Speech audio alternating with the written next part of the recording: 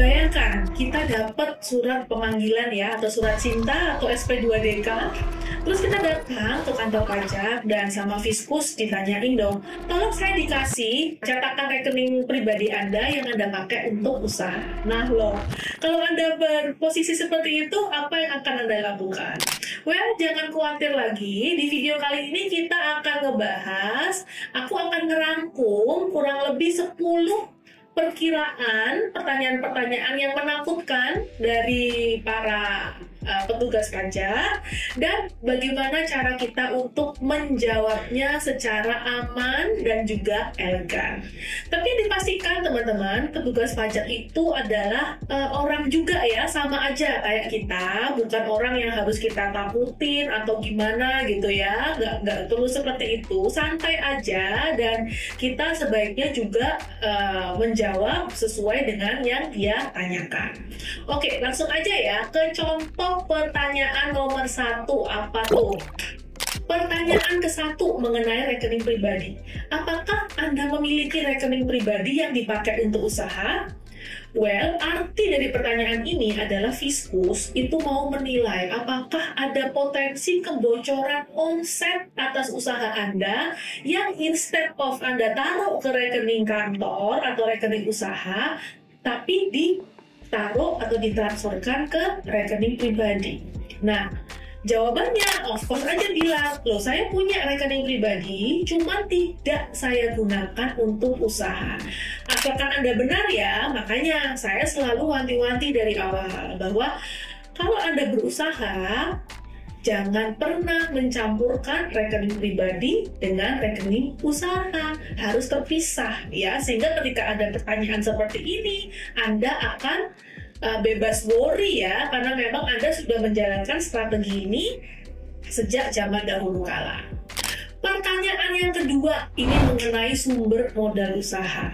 Akan ditanya seperti ini, usaha Anda ini modalnya dapat dari mana ya?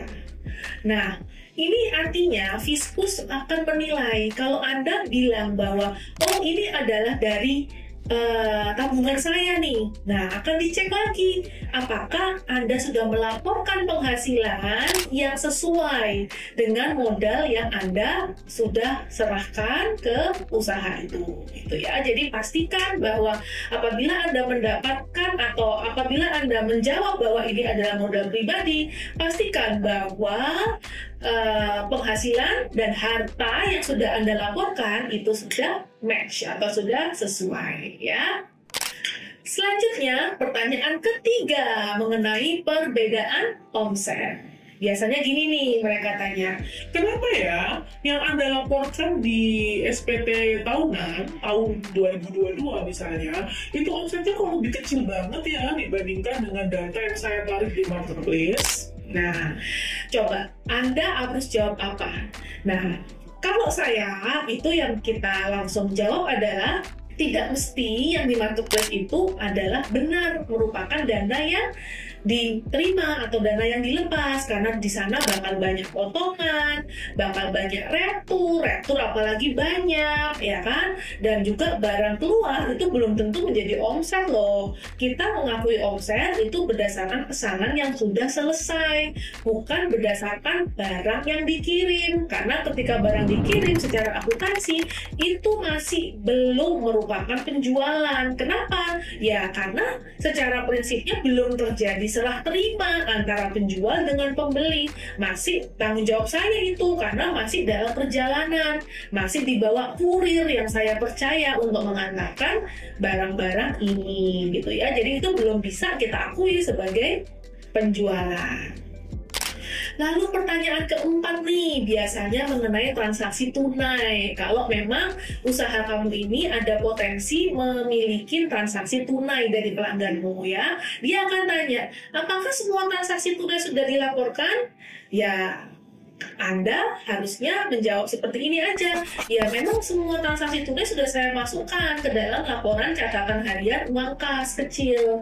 Jadi kita ada laporan uang kas kecil di mana semua tunai-tunai, pemasukan tunai kita taruh di situ, dan semua pengeluaran tunai juga kita catat di situ, tunjukkan aja. Nah, ini bisa terjadi hanya apabila laporan Anda benar, laporan Anda rapi. Kalau Anda nggak rapi, ya gimana ya? Saya sendiri juga speechless juga gitu loh, karena basically kalau memang dari kita catatan usahanya itu tidak rapi, maka biasanya bisa menjadi alat tekan bagi para orang pajak untuk bisa memaksakan tarif pajak kita berdasarkan CTTOR yang berlaku. Pertanyaan kelima biasanya mengenai biaya entertainment. Nah, biaya entertainment itu bisa kita koreksi fiskal ya, bisa kena koreksi fiskal apabila tidak jelas peruntukannya.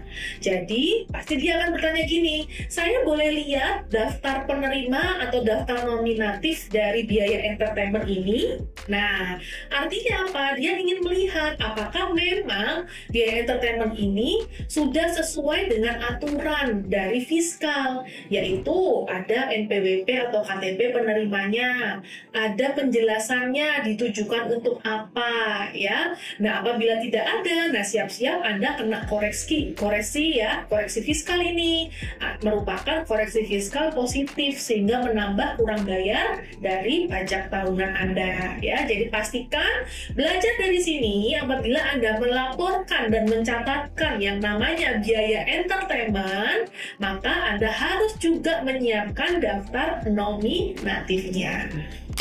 Pertanyaan keenam nih tentang aset yang tercatat. Biasanya ketika mereka menemui kita, mereka tuh sudah punya data ya, apalagi tentang perasetan. Mereka akan ngambil data dari perbankan, mereka akan ngambil data dari BPN ya, dari Samsat untuk permobil-mobilan atau kendaraan, untuk rumah-rumah, tanah-tanah itu dari BPN, untuk deposito itu mereka ambil dari perbankan. Mereka akan cocokkan dengan laporan aset kita ya di dalam laporan SPT tahunan orang pribadi. Nah, apabila ada missing di situ, ada suatu aset yang dimana belum atau lupa Anda laporkan ke dalam SPT pribadi tahunan, nah itu Anda harus cari alasan logisnya ya.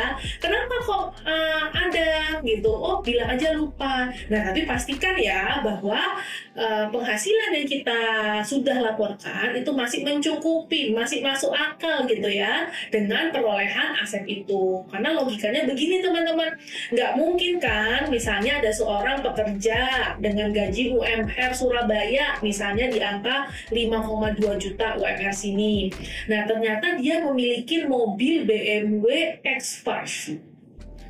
Gimana ceritanya ya kan? Nah, maka itu tolong buat teman-teman, apabila kalian ini memiliki suatu penghasilan dan harta, itu harus kita matchkan terlebih dahulu. Lalu pertanyaan ketujuh nih tentang pinjaman ya, hutang dan pinjaman. Dia akan tanya kayak gini, emang pinjaman ini benar-benar ada? Kita kan sering tuh untuk menutupin arus kas negatif gitu ya, kita akan memunculkan nama orang gitu ya sebagai pemilik pinjaman. Apakah memang benar-benar ada? Well, kalau memang itu benar-benar ada ya kalian harus menyiapkan yang namanya dokumen perjanjian hutang piutang teman-teman. Itu nggak bisa dihindarin ya.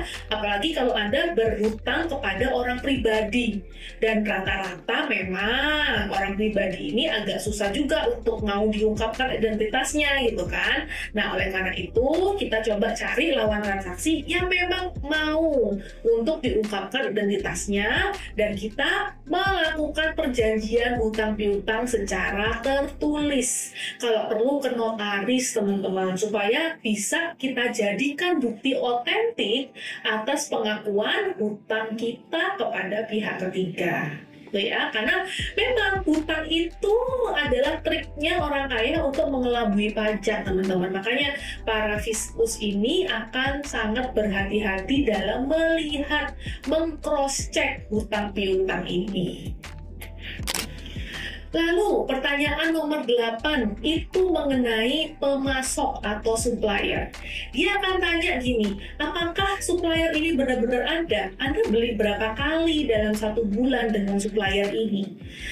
Well, ini memang wajar ya mereka ada pengetesan mengenai ini karena banyak prakteknya biaya-biaya supplier ini di-up-upkan gitu, diada-adakan, suppliernya juga diada-adakan ya. Nah ini untuk memitigasi hal ini maka teman-teman sebaiknya kalian sudah melakukan prosedur dokumentasi dengan benar ya. Ada invoice-nya dari supplier, ada surat jalannya, ada berita acara serah terimanya, ada transaksi bukti transfer banknya, semua lengkap, Anda dokumentasikan jadi satu dan itu nge-match atau bisa ditelusur dari rekening koran perusahaan ya. Jangan sampai Anda melakukan pembelian fiktif untuk penghindaran pajak karena itu bukan cara yang elegan untuk bisa mengurangi pajak. Masih banyak kok cara-cara yang legal yang lainnya yang bisa kita lakukan untuk mengurangi pajak usaha Anda. Pertanyaan yang ke-9 biasanya mengenai pajak karyawan. Nanti dia akan tanya, apakah semua karyawan di sini sudah dipotong pajaknya, sudah dilaporkan PPh 21-nya?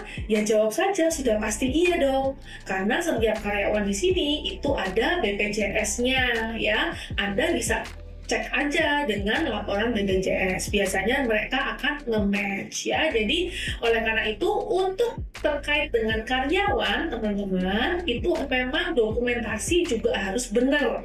Pastikan bahwa kalian melakukan pembayaran gaji itu menggunakan sistem payroll, jadi kelihatan semua ada di bank, dan orang yang memang kita tuju untuk digaji itu memang benar-benar asli ada dan asli bekerja di perusahaan kita.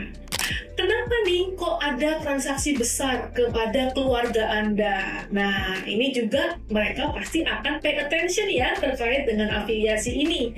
Ya, dia khawatir terjadi pengalihan laba atau transfer pricing. Nah, untuk karena itu kita pastikan mitigasinya adalah kalaupun ada transaksi afiliasi, pastikan itu adalah transaksi yang memang wajar. Jangan terlalu gede gapnya sehingga nanti akan ditengarai sebagai transaksi pengalihan laba ya.